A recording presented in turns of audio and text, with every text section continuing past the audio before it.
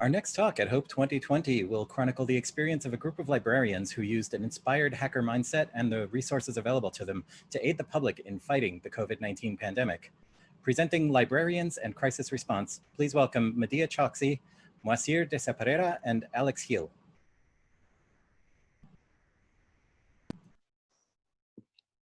Hi, everyone. Thank you very much, Rob. Thank you for inviting us. Hello, thank you.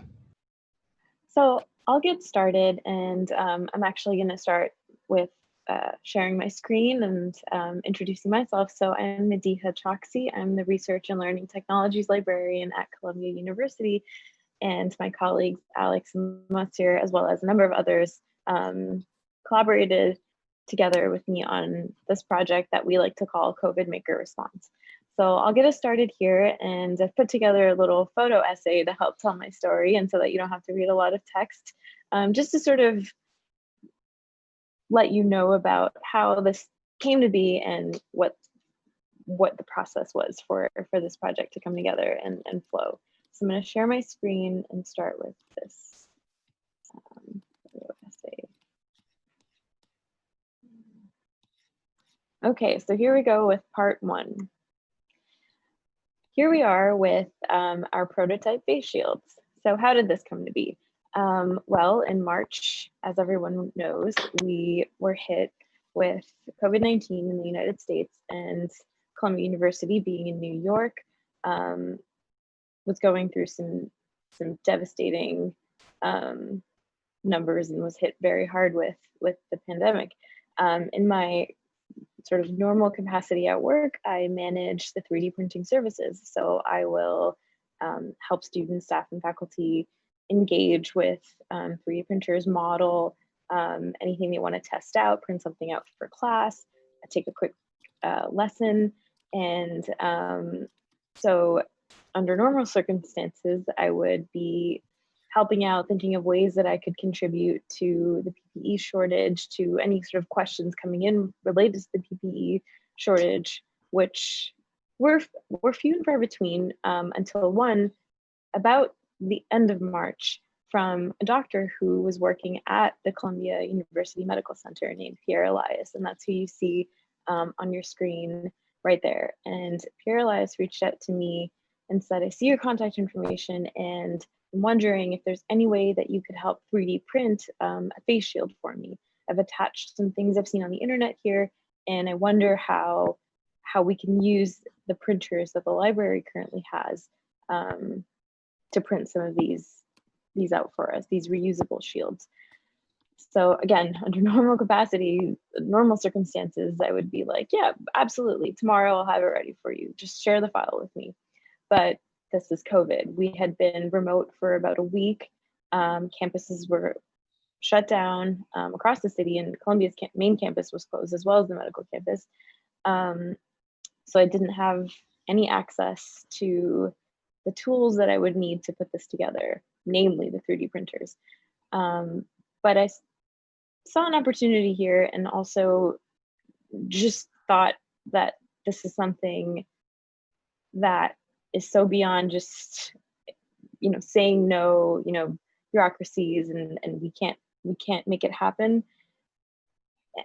And I just sort of challenged that and pushed myself to do what I could. I actually reached out to Pierre the same night and asked him for his phone number. I said, can I, phone you and let me hear a little bit more about this shield in particular, and let me take a look closely at the file. And I think it's something that could be printed really quickly, and let me see what I can do. And so once I spoke to him, I realized sort of how serious the situation was. And I wrote sort of up the library chain and disclosed what was happening, what Pierre's request was. And I wondered if I could get onto campus and print a prototype out. Could I just go in, print a shield, give him one, and then go from there? To my surprise, the answer was yes, you can actually go onto campus. We're going to make this happen for you. This was within 24 hours. We'll make this happen for you, and you can go in tomorrow. So I actually ended up tweeting all of this so I can share with you what it looked like later on. when I was able to share this out to friends and colleagues. This is from Butler Library, where I was able to go in and actually bring the printers home. So I packed up this cart with the 2 3D printers that I could fit in my little New York apartment, all of the filament that I could find, and bring them home. This is the setup at home, in a little tucked away in a corner, sort of just fit. And then I pressed go and watched them print. So essentially what ended up happening was, within 40 hours, I had about 6 prototype shields, ran over to my neighborhood Staples, which thankfully was open, grabbed some rubber bands, some foam tape to put this design together. The Budman Industries design is the one that I used, with some modifications to expedite the printing time, mainly how dense the layers were and spaces in between the holes that were being punched. So by the end of almost that, pretty much the end of that day, I handed Pierre, who came by to my apartment, 6 face shields, and he was overjoyed. And that's the picture that I took of him. And he was going to go test them out with his colleagues and see how they would fit and if we could print more. Of course, they were in favor of us printing as many as possible. So we got straight to work. I continued to print in my apartment, and very soon after sharing the story on Twitter, I was able to connect with 2 other local print companies. So one not so local but international, MakerBot, and a local company called Tangible Creative, who were located out in New Jersey. So upon connecting with them, they were very supportive of our cause and were interested in collaborating with us and providing us with as many shield visors as they could. And very quickly, we ran out of space in my apartment and hands to assemble these visors. So I got to work sort of very quickly, reaching out to my contacts to see if we could acquire any space in and around the city. Again, COVID, so we knew that there were, empty buildings, empty spaces. We were faced with some more sort of bureaucratic challenges at Columbia, trying to get on campus or to use a campus building for our assembly operation, because we knew we would need a handful of volunteers to help us put this together. And through one of my contacts, I got in touch with the director of operations at the 92nd Street Y, which is a very historic YMHA in New York City, and they offered their space to us at no cost. They said this project is very much in line with their philosophy, and they would be so happy to contribute. They gave us access to their lounge space, which was a very large room in the sort of front of the building, and we were able to bring in 10 to 15 volunteers at once, safe social distancing, and start putting our shields together all at once. So here you don't see our volunteers. This was just the first day that I was able to take all of the visors into the Y, set them up on this line of tables, and start putting them together myself. And that's a photo of the 92nd Street Y, and that's a photo of Pierre with more boxes of visors that I would give to him at the end of the day. So eventually we had a very large operation. As you can see, the room was very large. We would stack visors in 10. We sort of operationalized everything, made the process much more efficient as we were going and producing large numbers. On the left, you see a photo of Tangible Creative. The space that they have out in New Jersey is very large, and they have about just under 60 printers, 3D printers, and almost all of them were producing these shields for us. We had a number of very, very dedicated volunteers, both in the assembly line and outside of the assembly line, who were doing drive deliveries, back and forth from the New Jersey location to the Brooklyn location, which is where MakerBot was located, to the 92nd Street Y, which is located on the Upper East Side. So we had sort of this whole process underway that was iterative, and it was changing constantly. For example, in the beginning of the project, it was, we were at the 92nd Street Y from maybe 10 a.m. to about 11 p.m. or 12 a.m. Just sort of going and boxing and waiting for pickups from frontline medical professionals who were going to come by once their shift ended. And then we sort of made it such that we would maybe send an Uber so that we wouldn't be there so late, so that we could get some rest, and so that we could be there bright and early and recharge the next day, because we recognized that we would be doing this for quite some time. And the project sort of just grew from there. We continued to share these with all of the frontline medical professionals who were requesting these, and these did come with their fair share of challenges. So we would have medical professionals from the same hospital unit, for example, that we would have one unit that was using these shields and another unit that wasn't, and we would be getting emails or requests to say, how do we get these in? How do we use these? We know that another unit in the hospital is using them. Who are you in contact with? So there were sort of these sort of fractured, siloed moments that we were also trying to deal with at the same time. And I think my colleagues later will talk about the website that we built and the guide and all of the work that went on to support this, but sort of just wanted to share some of these photos and use cases here. So another group that we shared our shields with was the fire department of New York and the EMS. And we had a point person there. Her name is Monica, and she's quite famous with us, or our team, who very generously would come by all the time, speak to our volunteers, and be very encouraging, and was our sort of liaison for that group.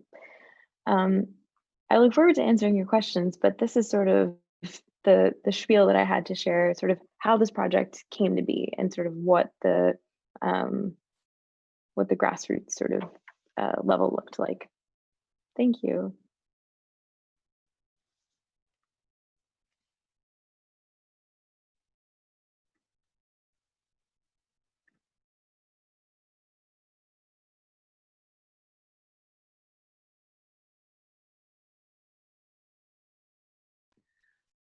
Sarah, you want me to go, or I thought you were going first?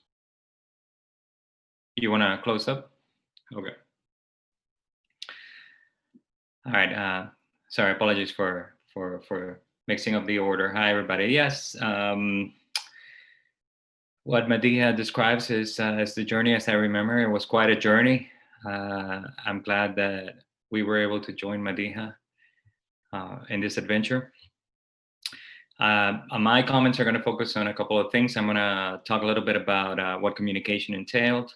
I'm going to talk a little bit also about the context for us of doing this type of work at the library. Is not our first rodeo. So I'll be talking a little bit about that. So let me start with some of that work of communications. Because this was grassroots and we were talking to a million different parties at the same time, we felt like we needed to do a couple of things to actually save us time in communications. One of those things that we were doing that we did first was created a guide, because a lot of the requests we were getting in the beginning, when people started finding out what we were doing, were requests about how they could replicate what they were doing. So people were asking us, how can I print these parts myself? How can I assemble these parts myself? So I'm going to share my screen real quick to show you our first attempt at trying to ease that sort of pressure on communications for us. And that was our guide and design for the rapidly produced face shields. And this guide is a sort of step-by-step set of instructions on how to put together the shields, but also has the file that Madiha designed based on the Butman Industries model, and that was still refined a little further when we started collaborating with people over at Tangible Creative. Now, the second release valve for communication is that for those of you who are listening, sometimes people don't realize that when you're doing these kinds of projects, communication takes like a substantial chunk of the labor. I would say like 1/3 of the labor is just the time you spend talking to different parties. And it's real labor, and people sometimes forget that you have to bake it in, you have to make time for it. And that you should strive to try to create these release valves. The second release valve we created was a sort of information website for the project, which you can see right here. That's the COVID Maker Response project, which now it's in its final iteration. It doesn't have all the parts it used to have. It just has more or less a description of what it is that we did, a couple of pictures, sort of listing of the press coverage of the project, and an email in case people wanted to contact us after the fact. And the website for that is covidmakerresponse.com. And the website for the guide and design for rapidly deployed face shields is too complicated for me to spell out here. If you go to the studio.cval.columbia.edu, you will find it right away, or you can just simply use your search in your browser. Well, in any case, so having done these sort of release valves and then this multi-purpose websites that allow us to take a little bit of that pressure off, which is just send emails with the links to people. Most of the communication work involved talking to nurses and doctors and the different stations that were operating assembly and production throughout the whole day. I was taking point on that for most of the duration of the project in my apartment, and I would wake up around 8:30 and start getting on email and on the phone, and continue to do that for the rest of the day until like 5, confirming pickups, confirming new orders, making sure the driver left the house, and this kind of stuff. So full-time work. Madiha would come in and help out once in a while with the communications, and so would Moacir. This also involved, of course, talking to the press that was starting to get curious with us, and in general gave me a really good view of what was going on on the ground in hospitals that I wouldn't have gotten otherwise. It gave me an opportunity to actually talk to so many nurses and so many doctors and paint a picture of what dealing with COVID sounded like and looked like every day as events unfolded. And it isn't based on this view that I want to then move on to the second part of my comments, focus on a little bit, expand a little bit on the context of the kind of work that we do at the library at Columbia University Libraries that we have been doing. Because it was during these calls that I learned, for example, that a lot of these doctors and nurses wanted to do this without calling too much attention to themselves. Many of them weren't allowed to actually officially ask for shields or any other form of PPE. And I don't know if some of you in the audience has got to see some of those reports on the press about how some doctors were getting fired for actually going on Facebook or going on Twitter, and nurses too, talking about how the situation at their hospital was dire and how they needed PPE. It turns out that some policies in some hospitals, some strategies coming from PR, et cetera, were actually forbidding people from expressing their need. While this is happening, I'm also seeing that the state and corporate are not doing what they were promising to do. We saw a lot of people promising, we're going to do 200,000 face shields. We're going to do this and that. We knew of some efforts close to us that were just being held back because they were waiting to file a patent, for example. And the crisis kept going, and people were dying, and people were waiting because they wanted to file a patent. We saw the state and the city of New York making promises, and yes, it's coming, and nothing is happening. So I'm talking to these doctors. They're not allowed to say that this is going on. Meanwhile, corporate and state are failing us left and right. And here we were, just a few librarians with working with some volunteers from the med school, George, the delivery guy, who came out of nowhere to drive around parts, our friends at Tangible Creative, and MakerBot, yes, a corporation. But the way it was done there is super interesting, but I'll let them talk about how they did that. But it was, it was only the grassroots. It was only the hacker ethos, as this conference likes to call it, that was actually stepping up at the height of the crisis in the city to provide this kind of protection for hospitals. This is a sad state of affairs that has a lot to do with defunding and sort of like the crumbling infrastructure of the United States. And this is a good segue, this kind of crumbling infrastructure that actually gives rise to hacker ethos. Not as a hacker ethos doesn't come out of some genius new cultural form. It actually, in my view, in my understanding of it, comes out of the necessity that we are faced, to address large infrastructural deficits are all around us. Now, it is in this context then that I want to introduce the concept of nimble tents or mobilized humanities, which we have been exploring in the library for a while. So, give a little context. Like I said, this is not our first rodeo. About 3 or 4 years ago, when Maria, I'm sorry, I'm getting old and my ears start to blend. When Maria hit Puerto Rico and destroyed the island, me and Moacir were at the library discussing what we were going to do. This was before Madiha joined our team, and a few others at the studio were discussing what we could do. And very rapidly, we decided that we were going to team up and organize a university-wide mapathon to try to respond to the Red Cross's call for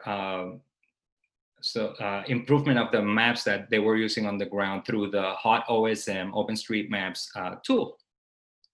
But we didn't want to stop there. So yes, we wanted to invite our students and our colleagues and faculty at the university to come and help us do this mapathon.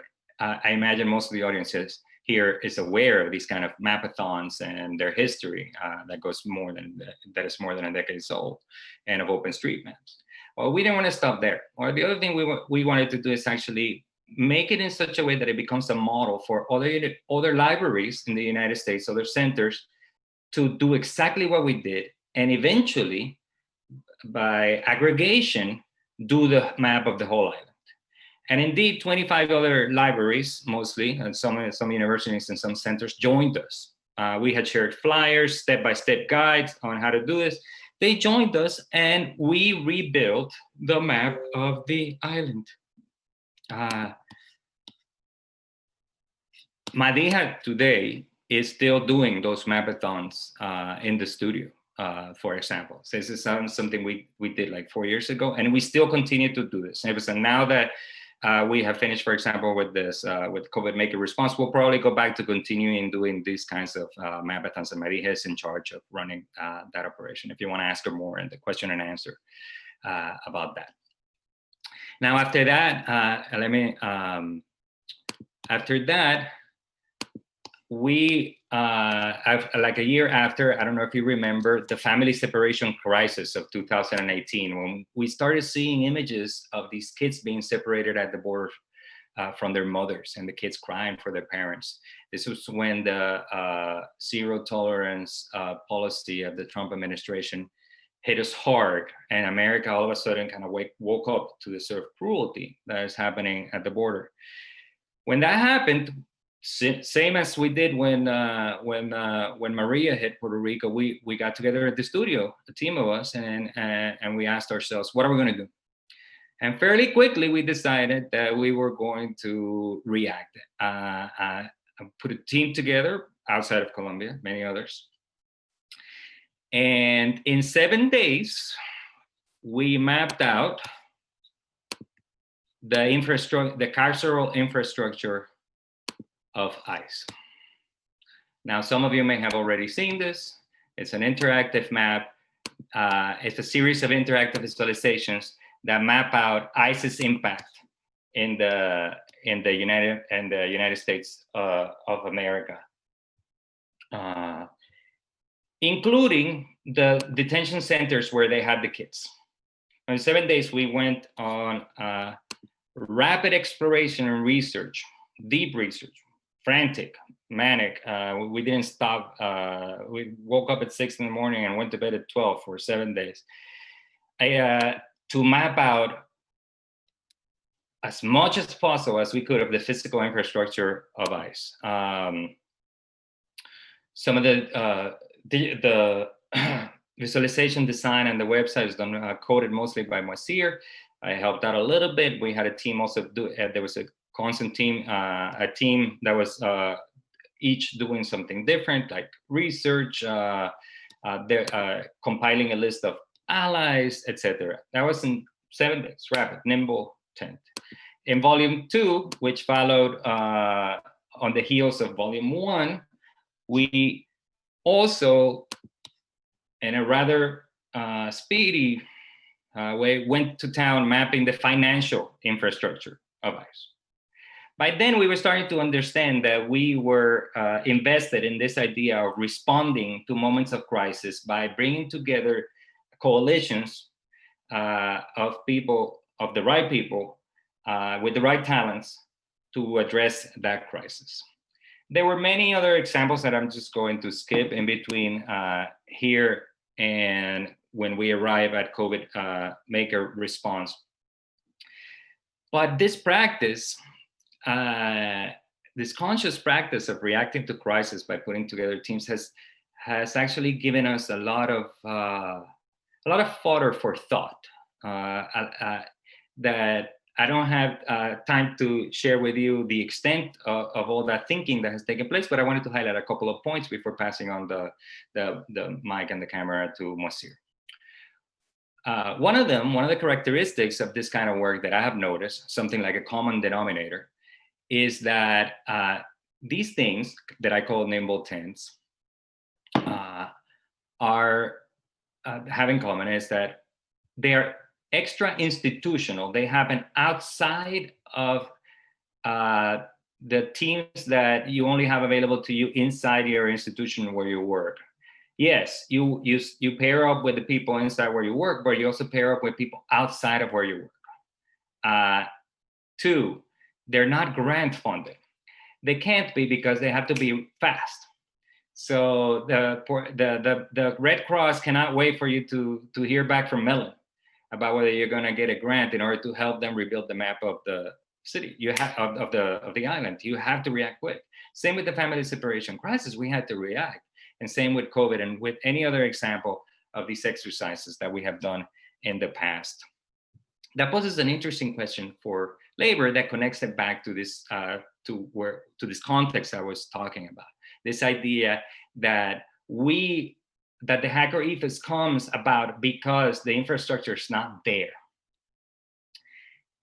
That is not to say that the infrastructure couldn't be there and there would be less need for hacking. So I know it sounds paradoxical, but I wish we didn't have to do any of these things. So one way, halfway point, for example, that we can achieve is if institutions become savvy to this fact and start allowing for time and resources to be dedicated to their staff to be able to do these kinds of responses. Now, let me give you just one last example of the failure of institutions to do this before passing on to Moacir. And that was when we were doing the Maria and its implication. When we were doing Maria, the Maria project, the PR Mapathon, #PR Mapathon, we talked to Microsoft, Google, Amazon, etc. And we said, listen, universities are doing this, libraries are doing this. We think that your employees would love to do this. If you give them like 2 hours on Friday at the end of the week and just let them gather together in the cafeteria, they already know how to do everything, and let them just participate, it would be good for morale boost, and we would get the map done quicker. We would be able to do this quicker. Every person that I talked to was middle management or above, and in every single place that they shut it down. And it's a failure. I actually think that these institutions could have done that and more. And I think, so to close, I think that private institutions, public institutions, and the state could do a lot more, and to allow us to have this space where we can go ahead and intervene in crises that are unforeseen, unpredictable, etc. So with that, I'm gonna pass on, look forward to your questions and answers. Thank you for inviting us. And with that, I'll pass it on to my colleague Moacir to close this up. Thanks, Alex. And thanks, Madiha, for starting us off here. I too am going to share my screen a little bit. So I'll start with the, Alex started talking about nimble tents, and one of the things that we quickly learned when doing these kinds of projects is that we have our fields of expertise that we're good at dealing with, and then we have fields of expertise where we don't really know what we're doing, and sometimes we're successful in finding people who can help with that, and sometimes we aren't.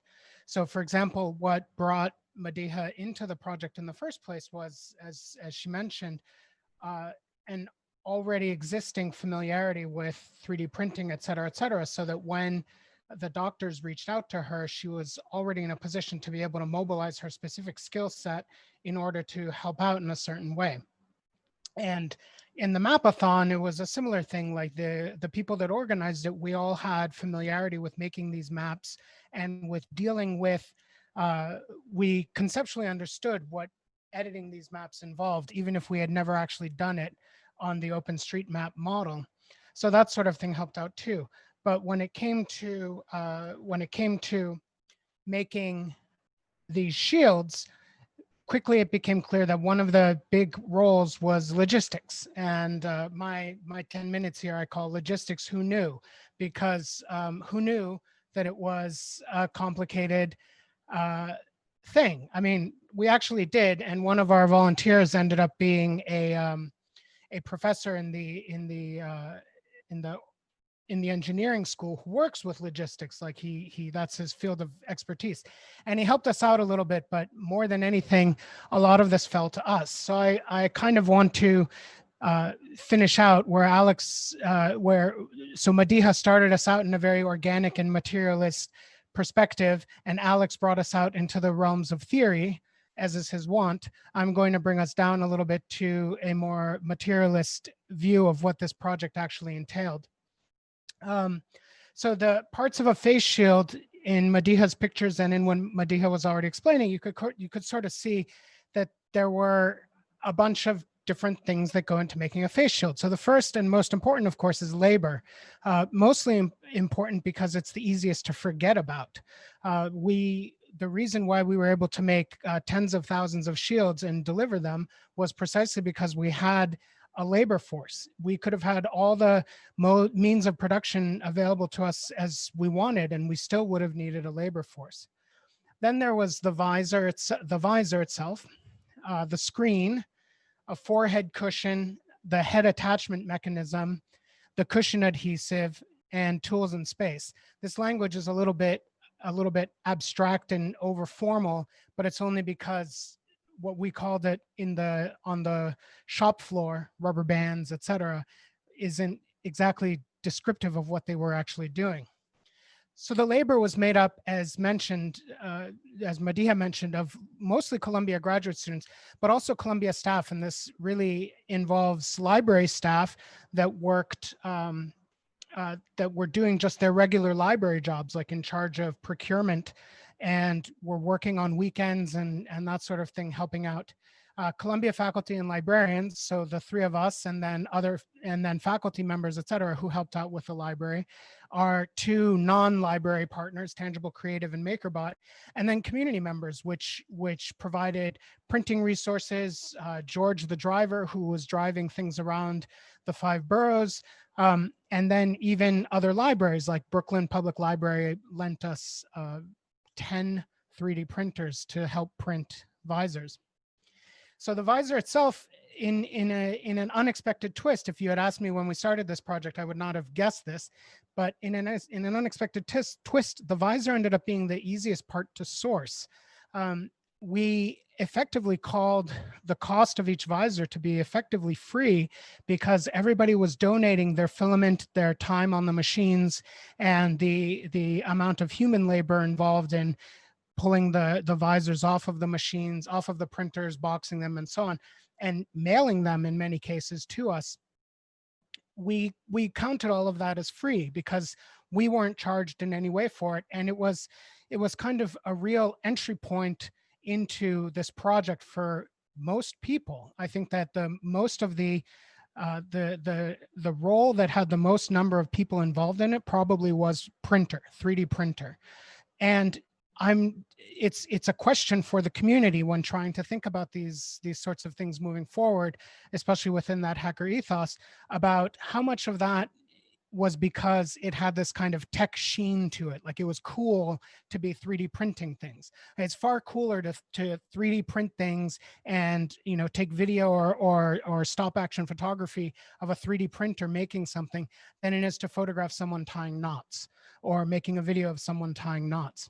So it ended up being a funny problem because this was a bottleneck. We had way more supply of visors than we knew what to do with.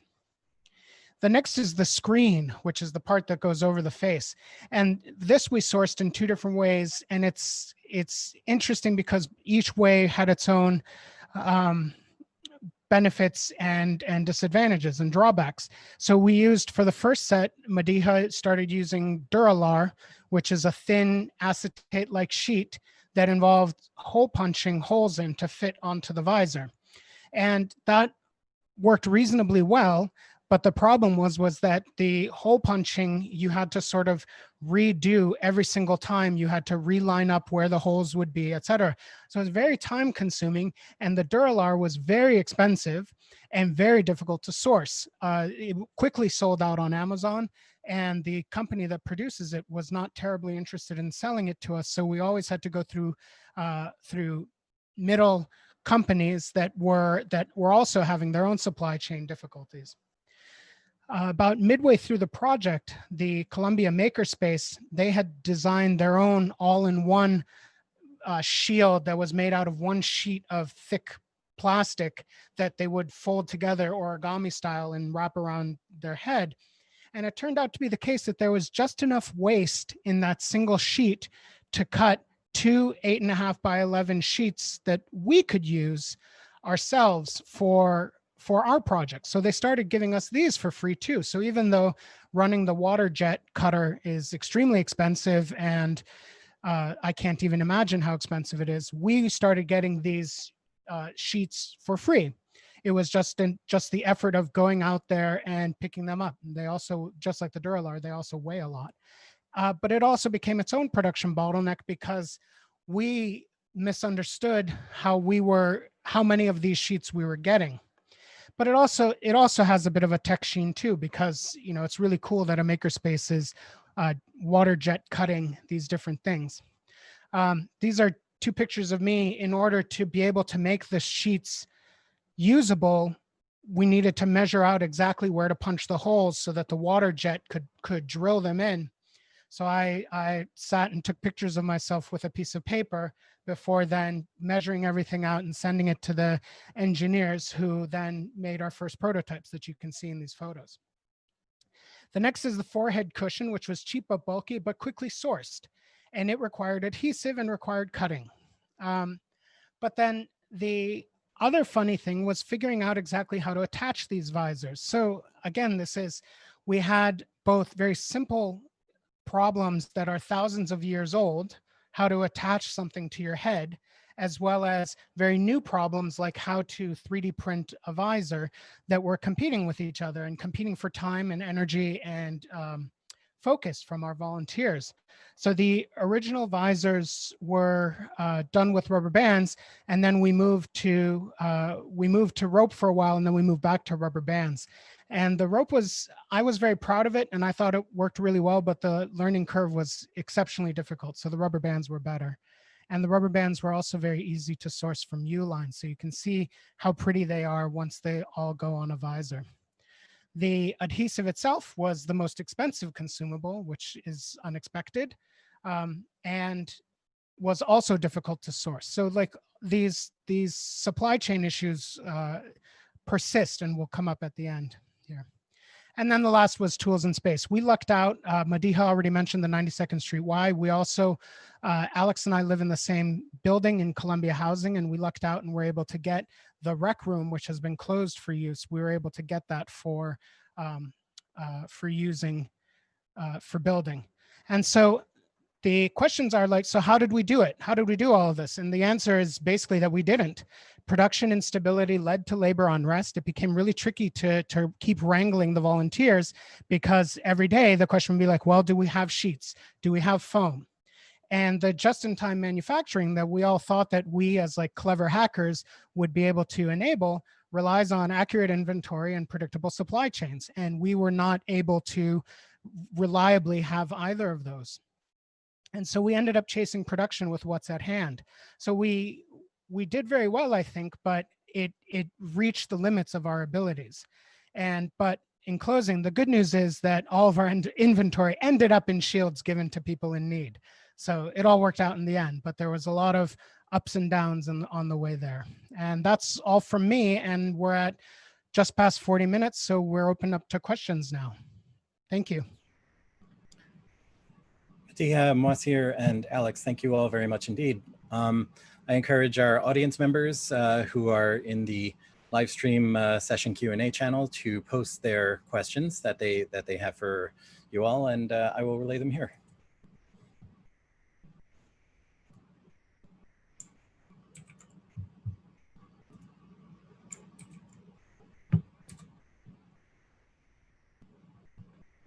And while we're waiting for some questions, are there any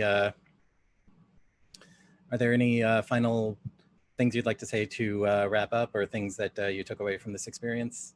If I could, I'd like to ask Madiha to tell me more about the sorts of, she only touched on it very briefly, about the kinds of bureaucratic work that she did in order to get the printers up and running.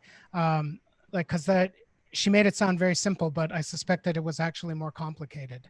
And what sorts of things were involved in making it happen?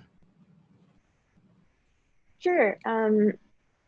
So in order to, a number of things. So to first, even to bring the printers home, to even get access to, the lab in which the printers lived, it was jumping through hoops, meeting with public safety, getting a key that opened Butler Library, all very, very unusual and unfamiliar, something that there is no process for. So kind of doing that was already something that I was very nervous about. And then once I was there and beginning to sort of get things ready to bring the printers home, it was a matter of how do I transport this in a way that nothing breaks, or how do I make sure that, the voltage in my apartment is gonna, allow the printer to run. I mean, these are all, of course, like I'm sure I knew that it would be okay ultimately, but it was also sort of just a little overwhelming. So getting that home was one bureaucratic level. Another was keeping the printers even. So just asking for permission to keep them for a little while longer so that I could continue to print. Another was to write very kind emails to request that we buy some more of the filament. So as we were printing more, it was, we need the funds to continue to buy more filament, to continue to produce these shields in the large numbers that we were doing. So there was that aspect to it. And then there was the bureaucracy of the space. So I think there was also, this need for space, and then this need for these 2 printers and potentially more, because we had, as we built out our relationships and connections to different doctors, different medical professionals, groups who were very much in touch and wanted to support our work as we were supporting them, would message us and say, you know, I have a printer here, or I know someone who has a printer and it's in New Jersey, but we can get it to you like tomorrow. Could you use it? And it's like, of course we could, but we need space. So the 92nd Street Y was very sort of critical for us, because it allowed us to sort of open that up, and we were able to line up a number of printers, and we were able to sort of get past that hurdle of you know, of like, now there's like a community of printers instead of just Columbia printers. So we have a community that's working together to ensure that they're working if something breaks down. We were able to train some students, student volunteers who had never experienced, never even come across a 3D printer before, you know, under like how to load the filament, for example, how to troubleshoot a printer. So it ended up being sort of its own, you know, hack a 3D printer sort of experience. But I think there's another question, so I'll pause for a second. A number of members of the audience are wondering how many face shields you were able to make. Sure, we made just under 26,000. So I think the total was, and Alex or Moacir, correct me if I'm wrong, but the last I checked, it was about 25,700 and change. And then we had a number of, we had a number of visors and pieces that were left over, and we sort of kept those because we didn't want to overproduce, put our volunteers at risk to continue to produce shields for the New York, New Jersey, for the tri-state area, if there were not shields, you know, being disseminated at the same time as they're being produced. So we sort of halted and paused. And then there was a larger need that came up, and we were able to donate those resources to another group in New Jersey that was able to put them to use and share them out. So there was a lot of this coalition building and network building. One other member of the audience asks, do you have any recommendations for a library member to leverage these sorts of resources and participate in these sorts of projects? I think, yeah, we're also mere mortals. We are. I would agree. Yes, that we don't have anything particularly superhuman about us. I think we were learning as we went along. We have never done anything that involved this kind of complex logistics like Moacir was describing. That wrangled production from a large corporation, a small mom and pop shop, volunteers. We have never done anything like this. I mean, the thing that this had in common with other efforts were like, we know that people can collaborate with each other and bring their skills in and outside of your library. Like, we knew that. We knew that if you keep on, if you insist on being part of the solution and dedicate enough time to researching and enough labor to actually talk to those who have experience, and use a little bit of, you know, cleverness and resourcefulness, that you can actually accomplish these things. I think the key, something that I've noticed is that the key thing is that if everybody kind of organizes themselves into things that we kind of know they're already good at, like even in our own team, even between the three of us, we have different things that we lean, like even though we have generalist tendencies, we have strengths. Definitely. And we kind of mapped ourselves according to those strengths. Yeah. Just quickly. Sorry, go ahead. Oh, thanks. Just quickly, I want to add that libraries are community spaces, which means that they are open to the community and they're for the community. And part of a community is, like Alex is saying, knowing who is good at what and who can help with what.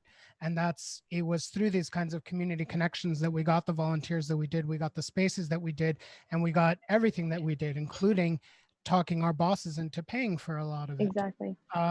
And so I think that for a library member, it's about being part of the library as a member and understanding that the library is part of your community and is there to serve the community, which means it's there to respond to your desires and your demands. Yeah.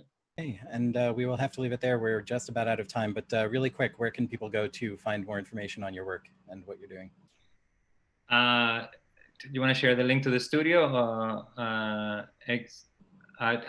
You can. There are several places where you'll find our work. The most important one is the Columbia University Library Studio. And that you can Google. Yeah, you can Google our names and you will see all the different things we're getting involved. And on Twitter, you can find us all three of us on Twitter. I'm El Otro Alex.